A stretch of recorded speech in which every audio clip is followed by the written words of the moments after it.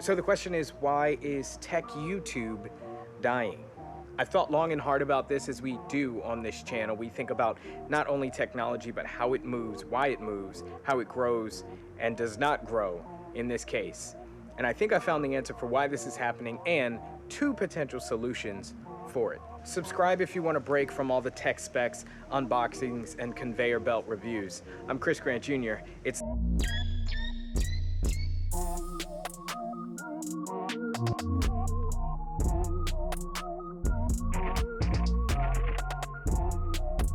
cool. So this is a question that's actually personally affected me because my channel started exploding in growth right around when this tech slump happened. I had a video do 200 and something thousand views and subscribers were just pouring in, and it was right when things started to happen. So I think to answer this question, we have to first eliminate some of the other possibilities it could be to narrow it down. Starting with number one, and that is, are people just not watching YouTube anymore? I think the answer to that is a pretty clear no. We see YouTube growth in viewership by 0.3 billion in 2021 and over 122 million active users every single day. So there are plenty of views to go around for everybody. But for some reason, people are less interested now in the tech category. So that brings us to our second question, which is tech YouTube content just not good enough? And I think the answer to that is no as well. There's a ton of great YouTube content. There are a ton of tech YouTubers popping up every day, and tech is such a vast category that there's always something to watch that would be interesting, from the scientific to just unboxings and things like that. Of course, we did take a huge loss with Rene Ritchie reducing the amount of high quality content. He's a tech giant, but again, there are so many popping up every day, I doubt that that would be the issue. So then, having eliminated those two factors, I think we're left with one remainder, and that is that tech YouTube is dying because tech YouTube is boring.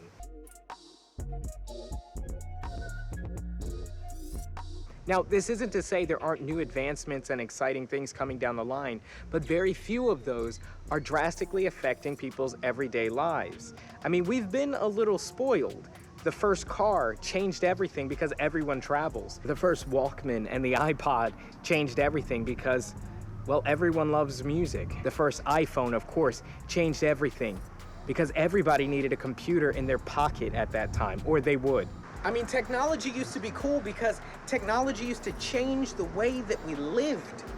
And yes, while we were spoiled, we've put out so many nothing phones since the iPhone. We're even calling our phones now the nothing phone. And look, I'm not bashing nothing phone, but what I'm saying is it's time to move on. The way I see it, there are two possible solutions to this. Number one is technology itself as an industry, moving on to modular devices, something that can be with us as the one device to rule them all the time. That's why I'm so excited about the iPad Pro all the time, is because it's already got iOS device, built in with laptop, built in with tablet, and it's headed in the right direction. But we want a device that can be on your wrist, in your lap, in your hands, on your desk, all of those things at once. I think that would drastically change the way that we lived our lives. One device to rule them all.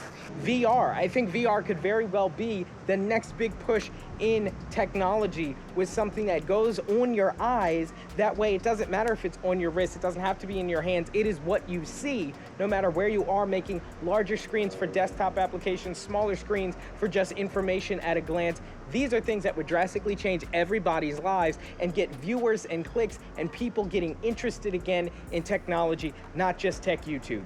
Now, the second solution is us. Creators do it ourselves. We find new ways to engage the audience. We're done with the cookie cutter unboxings and talking head videos. We're done trying to just copy MKBHD and Lou from Unbox Therapy and Linus Tech Tips of old.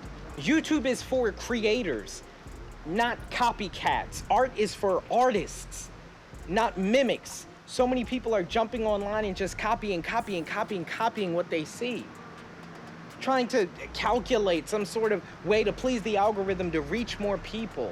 We've got to be done with that. We've got to be back to creating art, even as tech YouTubers. And look, I know I'm going to make a lot of enemies making videos like this and saying things like this that I am, that, you know, we're tired of copying all the people who have done it before. But you know what?